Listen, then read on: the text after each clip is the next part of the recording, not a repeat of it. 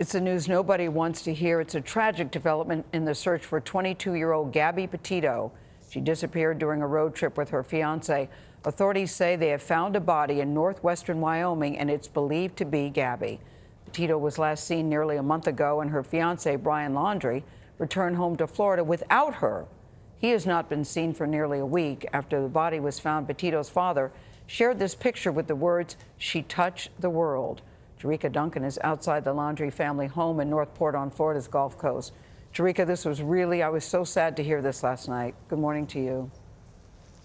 Good morning. I think everyone was holding on to some hope that maybe they would find Gabby alive. But we're here in front of Brian Laundrie's home. There's been no activity here this morning, and even yesterday when we were here as the FBI made that grim announcement. But right now, as the sun starts to come up, the focus is trying to find Brian Laundrie. His parents told police they believe he's in a nearby 25,000-acre reserve. Police say they still want to speak with him and hope that he could provide some answers as to how Gabby Petito died.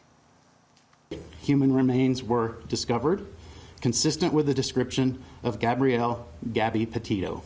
After more than a week of searching, the FBI now believes it found what appears to be Gabby Petito's body near Grand Teton National Park in Wyoming. The cause of death has not been determined at this time. Gabby Petito never goes outside. Petito disappeared while on a cross-country trip with her fiancé, Brian Laundrie. So, we are right outside Capitol Reef right now. Laundrie is believed to have returned home to Florida September 1st without her. Investigators want to speak with him, but over the weekend, his family told authorities they haven't seen him since September 14th. Do you think they're telling the truth?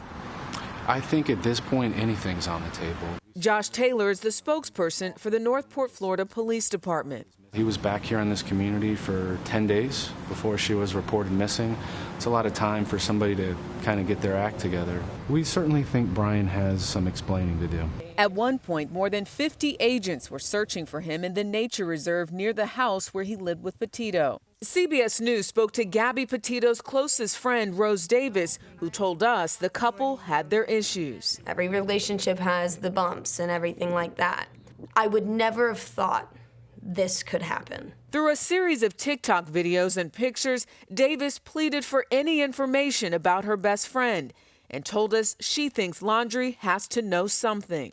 I wanted to text him and just be like, please, please give me something. Davis says Petito always had a way of putting a smile on Davis's face. She'll do everything to bring the light out in you, and if she can't, she'll give you some of hers. Laundrie's family attorney put out a statement calling the news about Gabby Petito heartbreaking and saying that they are praying for the Petito family. And Nate, it's important to note that Josh Taylor, that PIO that we spoke to yesterday, said he is confident that they will find Brian Laundrie. Nate? Let's hope so. Jericka, thank you so much. An unfortunate ending to a story that we've been following here. Yes, we've all been following that. I hope they find him sooner rather than later. And just what the police officer said to Jericka, they always know more than what they're telling us, always, in a case like this. It raises a question for a lot of people why they weren't following Brian Laundrie, since people had a lot of suspicions about him from the very beginning. You don't go on a trip and come back by yourself and then refuse to answer. And last week they said, we know where he is. Yeah. And then now they don't? Yeah. Even though she was found, I know the family still wants more answers. Exactly.